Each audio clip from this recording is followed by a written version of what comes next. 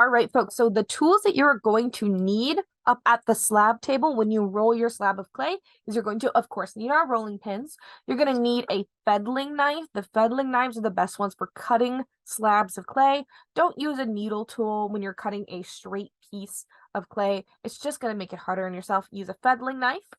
You are going to want to have a needle tool nearby for scoring and slipping when you go back to your desk. You're going to want some wooden tools again when you go back to your desk, and you're going to need slip. You're also going to want a rib tool. I believe mine is in here. I have a sponge and water and a rib tool. These are all things that you are going to need. Now, for all intents and purposes, imagine that I am at the slab table right now. I can't record at the slab table. It's just a little too difficult, and there are other classes going on in there. So I've gone ahead and I've already rolled it out. But you guys know how to roll a slab. We're rolling back and forth every couple of passes or every pass or so, depending on how sticky your clay is. You'll flip the entire piece over so that you don't stick to the rolling pin or stick to the table. If it starts sticking to the table, scrape down the wedging table in between passes. That will also help. We are rolling the biggest piece of clay that we have ever rolled in here because you're going to need a piece that is at least 13 inches across and at least 7 inches tall. Now, I have drastically cut that down from what we used to teach with the larger classroom. The other classroom, you make a piece that is 18 inches across and 8 inches, or 16 inches across, 8 inches up. For the space that we have in 615, we are sticking with 13 across and 7 inches up. And that's what I have here. Your slab should be just a little bit bigger than that so that you can cut a good piece out of it. So I had a piece that was probably about this wide and this tall. And I went ahead and I took a ruler and a fettling knife and I cut my piece. Before I did that, I went up and down and I measured 7 inches. I made a mark. I made a mark at 7 inches. I did that across. I made a mark at 13, at the end at 0. Then I matched my points by taking my ruler, lining it up, and slicing along the sides. And I created a triangle. Once you have your triangle, you're going to take that back to your desk. You may also want to, while you're up there, roll yourself a smaller slab so that you can make your sleeves. This is already way too much clay for the sleeves, but I made myself a little extra just in case, because I can always put it back. Take all of that back to your desk, and at your desk, you are going to, again, you'll probably want to keep the fettling knife nearby. You're going to need a needle tool, wood tools, the face that you've created, a rib tool, a sponge, and water, and of course, our lovely slip every time. At your table, this is where we're going to start the process of folding those pieces in on themselves so that we can roll it up into a cloak burrito-y shape. Okay, this is going to take a lot of eyeballing, a lot of adjusting, and going with the flow. So just stick with me as best you can. So what I want to do here, and it's very crucial that I have my face nearby so that I can hold on to it. If this slab is way, way, way too floppy, you can hit it with a hairdryer for a couple of seconds to dry it out. But this piece can kind of stand on its own, so it's perfect. It's not leather hard. It's not too soft. I can still bend and manipulate it. I'm going to sit it up like this, and I'm going to change the view of the camera so you guys can see a little better. You're going to have your piece of clay like this. This is going to create the cloak that our face is going to sit in. Right here is where we're going to nestle the face. So what we're making essentially is a little burrito that's going to wrap around it. What I want to do is I'm going to decide which side, left or right, do I want to tuck in first. I'm going to go ahead and I'm going to tuck this edge in. So I'm going to take my fettling knife, and a little bit at a time, because you can always cut more off, but it's hard to put it back on. I'm going to cut a straight line, and let me do it this way so you guys can see. Let's see what's the best way. We'll go like that. I'm going to take my fettling knife, and I'm going to cut a straight line as best I can and cut some of that edge off. The reason I did that is because if I'm tucking this in, I don't need all this excess clay weighing me down. I'm gonna move it to the side, and now I have a triangle that has this flat edge on it. That is the edge that's going to get tucked in first. So I'm going to start curving it in slowly, curving this other side and wrapping it over. this is the easiest part of the wizard project. I'm just going to go back and forth, tucking this in until I get the shape that I want, the size that I want. How am I going to know that it's the size that I want? I'm going to use my face. If the face fits in this area and doesn't just fall straight through, then it's a good size. I need to pull mine in just a little bit more. So what I'm going to do is I'm just going to keep pushing this in, keep wrapping it up tighter and tighter until it is the perfect size. Just like that. If you want a wider robe, you can always widen it out after you've added the face in, but it is important that the face fits in there. Go just a little thinner, wrap that up. Now I don't want all this extra on the edge. So what I'm going to do is I'm going to take my feathering knife again, but I like the angle that I've got here on the robe. So I'm going to take my feathering knife, I'm going to follow that angle and cut some of the excess off. Just like that. Boom. And I'm going to put that to the side because I can always use it. Slabs are very good. Now that I know what size shape I want, I'm going to open it just a little bit and I'm going to score and slip in here just to be safe that it doesn't go anywhere. So I'm going to score along here on the inside of the robe. Score it up real good. I'm going to do the same thing where it touches. It touches about here. Score. And add my slip. There we go. I'm going to stick it. And now I have myself this robe shape. Here we go. I'm going to compress from the inside as much as I can. That helps as well. I'm going to take a wood tool along the edge. It's kind of hard for me to show. There we go. Take a wood tool along the edge here. Press and clean. I like having the fold of this robe. If that's not a part of your design, get rid of it. If your robe is supposed to close in the middle, you can always fake it till you make it. Add a little something in the front to make it look like it closes in the middle. That's the beauty of ceramics.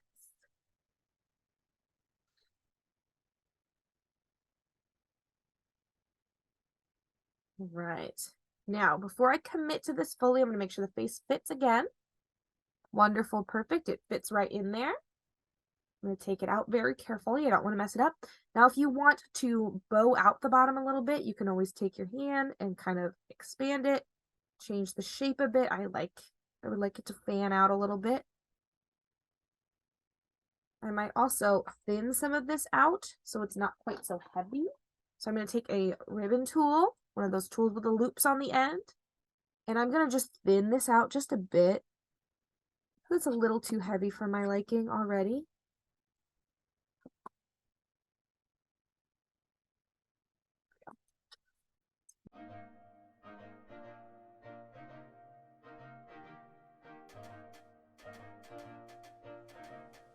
All right, so I went in and I just thinned the inside out a little bit because it was getting a little too thick for my liking. I'm just pushing the shape out because I would like it to be a little more open.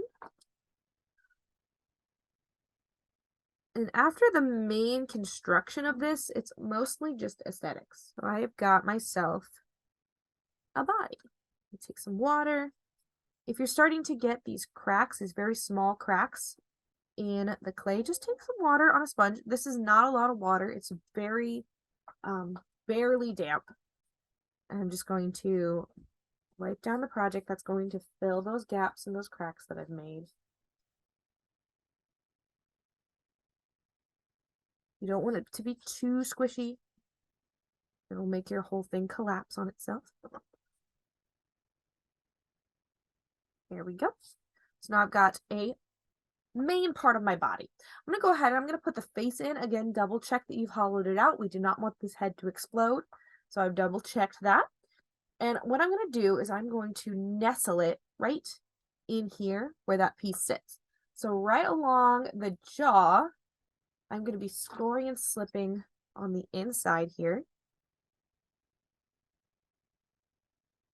And scoring and slipping right along here where it touched the robe. Each one of yours might touch in a different spot on the face, or if you're doing shoulders, because you want to make things a little bit more challenging, This step might be a little bit different for you, so just play it by ear.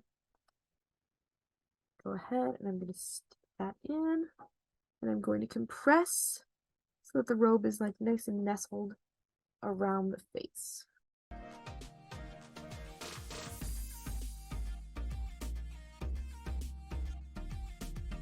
Just a slip that's sticking out. Now I can choose to create a hood with the rest of this piece. I can cut this off. I can use it as a part of my design. That is entirely up to me as the person designing it. I think I make it into a little bit of a hood. I'm going to cut it down a little bit and make this into a little bit of a hood.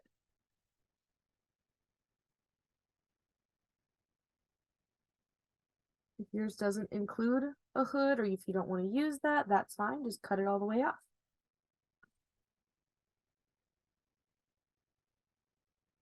This will also help if you don't have hair to kind of give some interest to your piece and hold the face in a little bit better.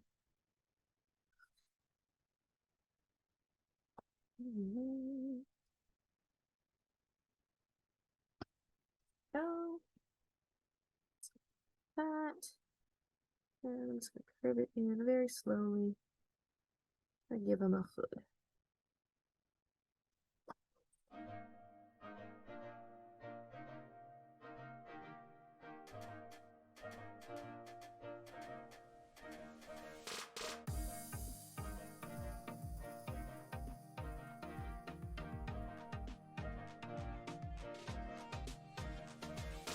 Okay, so before I add any more details to this body that I've got, I'm going to go ahead and I'm going to add the arms. All right. I have once again changed my camera angle so that you guys can see me cutting the arms. I'm going to make some bell sleeves or some bat sleeves for mine. I think those are the simplest style of sleeve to make for this project. So you're going to need a slab of clay, a fettling knife, and probably a ruler if you're not super great at cutting a straight line. And what you're going to do is you're going to cut yourself 2 equally sized triangles, the length of which will determine how long the arms are. So I would err on the side of going just a little longer than you think you'll need, because you can always cut it down.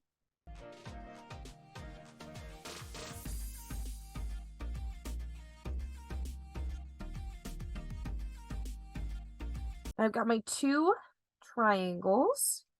These are going to be 2 different sleeves. So I'm going to cut off the top of my triangle. The bottom should be flat. I'm going to cut off the top. And again, however tall you make this is how long the arms are going to be. So cut those little pieces off.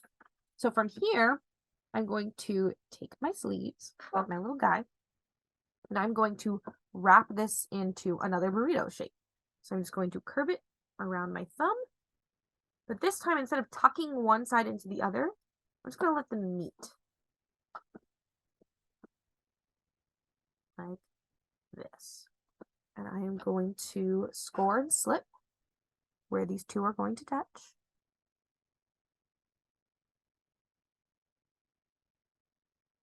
Scoring very well. Slipping very well. And then I'm going to pull these pieces together and make sure this stays open. There we go. Rib tool. I'm going to grab my rib tool, smooth that down. The excess. And I want to make sure this stays nice and open so that I have a place to put the hand.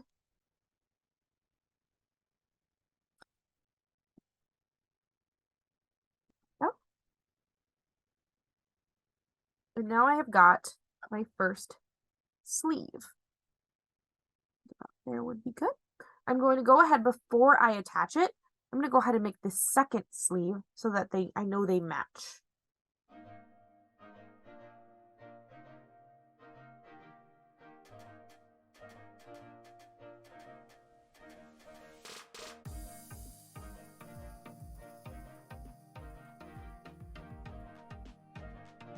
So now I have 2 sleeves that are pretty similar.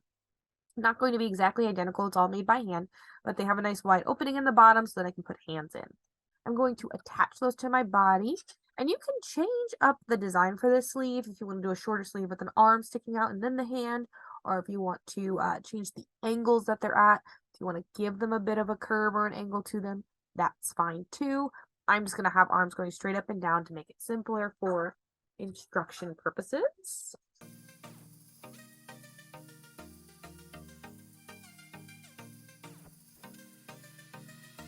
Them on, and you want to be very careful because if you push too hard, you're going to push it in to the body and break the body that we've just created. So use your tools to help you smooth it together so it looks like one piece.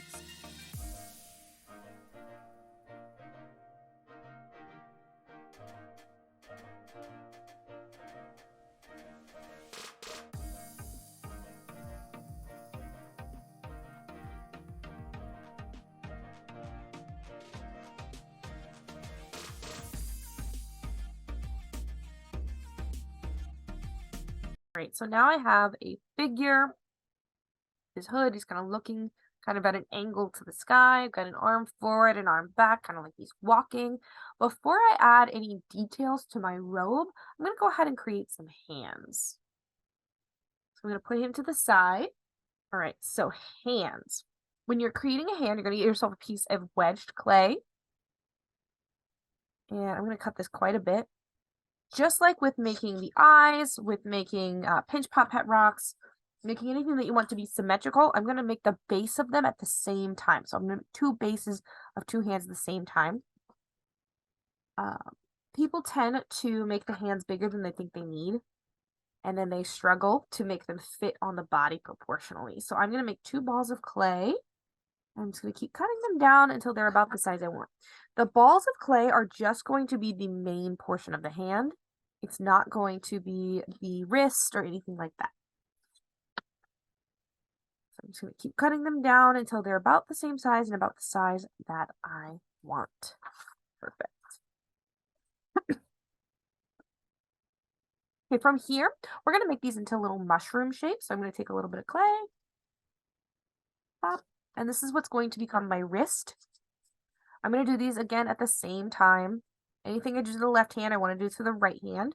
I'm going to score and slip this little piece on to create a little wrist.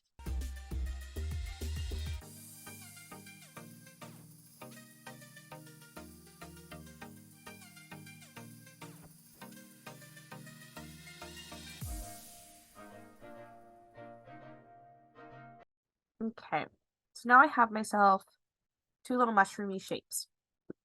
I'm going to make these into a hand that's kind of curved like this, kind of Lego person-ish, but it's going to have some fingers. Nothing crazy detailed, but nothing too simple. From here, I'm going to take this piece. I'm going to very lightly squish it and start to flatten it just a little bit. Just a little bit. We don't want it to be super flat because there's going to be some dimensionality to our hand. But just a little. Then I am going to take a tool, either a fettling knife or one of the X-Acto style blades. I'm going to cut the bulk of this down just a little bit because it's a little bigger than I would want it to be. I'm going to go in. I'm just going to shave it down a little bit. Now that it's been flattened a little, it's a little too big for my liking. So I'm going to cut it down just a little so that it fits proportionally on the body that I've created. I'm going to re-round that out.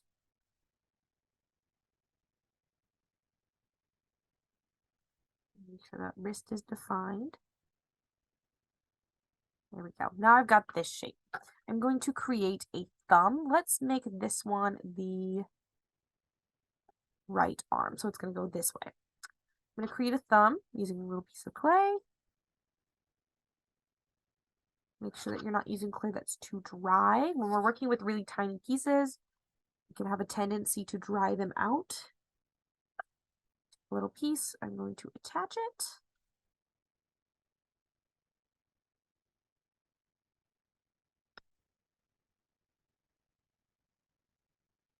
Slip.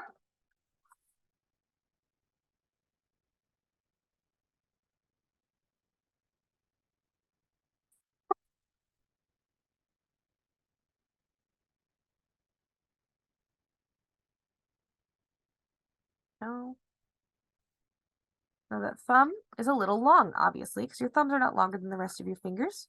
I'm going to go in with a fettling knife, and I'm going to cut it down just a smidge. And then I'm going to round it back out so it once again looks like a thumb.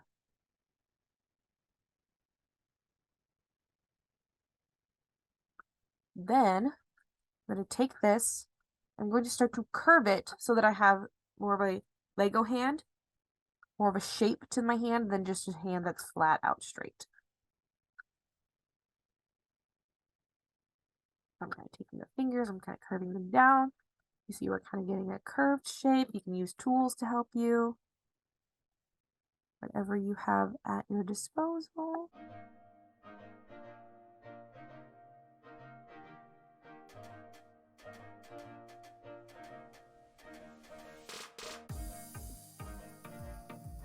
Okay, so now that I've got this little mitten curve shape, I'm going to go ahead and I'm going to use a tool and add some finger definition. So I've got a thumb already.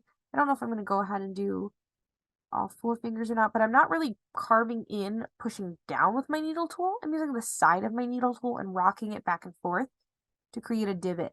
If you use the copy sticks, you can kind of get the same effect.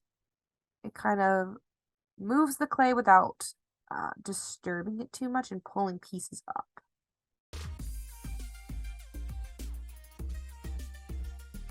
Now I have 1, 2, 3, 4, 5 fingers. If I want to add nails, I can.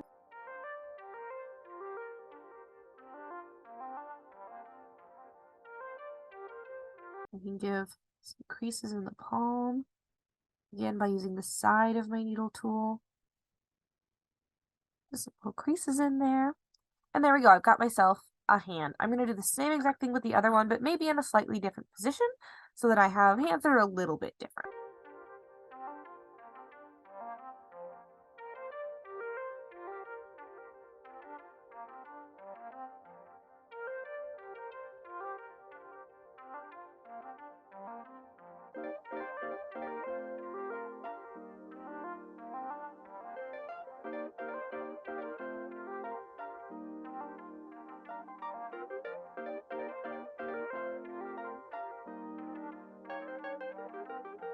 So once I have 2 hands that I am happy with, I have a left and a right hand, it's very important, I'm going to go ahead and start attaching them to the body.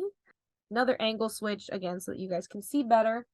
I'm going to go ahead and I'm going to fit in my arms, and I actually think my arms might be a little long. So once I've got the hands in proportion, so I'm going to cut down my arms a little bit so that they fit with the hands better. So very carefully so I don't knock it over. Down, a little off. This is easier if I can hold it this way. And then I'm going to measure and check this one and make sure it matches lengthwise. If they're at a different angle, they might not be the same height. I'm going to clean them up so they're not so sharp.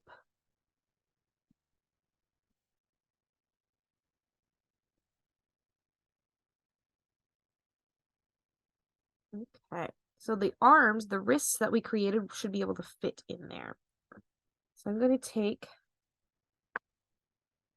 this arm, double check that I'm using the correct arm. No, I'm not. I'm going to take my hand here and I'm going to see how it looks in the arm. If I like how that looks, I'm going to score and slip it in. And I do. I think that looks nice. So I'm going to go ahead and I'm going to score and slip it in.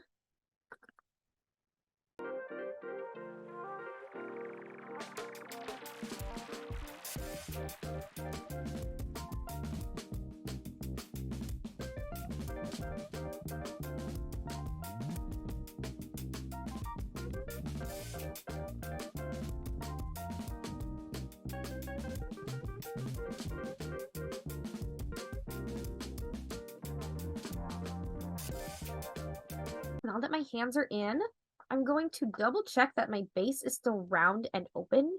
What I've seen a lot is that people will work on this project, and as they go, it'll start to squish in and get more narrow, and then their piece falls over. So make sure that you go in and you double check that that base is staying wide and staying open so that it stays upright and you don't wind up knocking your piece over. But now I've got myself a little wizard with arms, and he's got most of his requirements, but it is missing details. So then you're going to take your time here and kind of put some little details that you might add to them.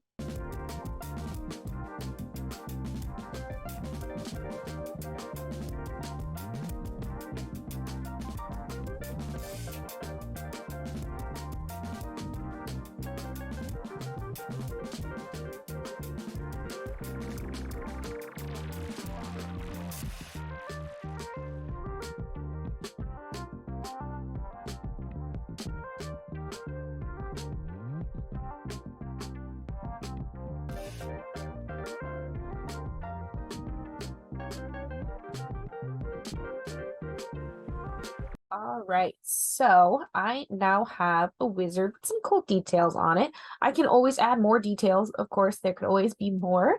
And don't forget, you can add things post build. So if you're adding something that is like a wooden staff, or you want to add yarn for hair, after we've built it, fired it, glazed it, and fired again, then you can add those sorts of details. But don't forget to add details to the back, to the sides, to the arms. I think there could always be more details on this. Even this amount of detail, I could still add more things on. Adding a nice trim to the cloak kind of cleans up the edges, makes it look nice and clean. I'm still going to do some more cleaning, adding some more details to this, but more or less, this is your final part of the wizard project. When in doubt, add more detail. Okay? Take your time, make it clean. Don't rush it, and make sure you bag it up really well as you're doing the detail stages, so that it doesn't dry out on you before you get all of those details in that you want. All of my details, other than things like some textures, are additive. Try to strive for that. We want to stay away from subtracting wherever we can. It just looks a lot messier, and additive is much more of a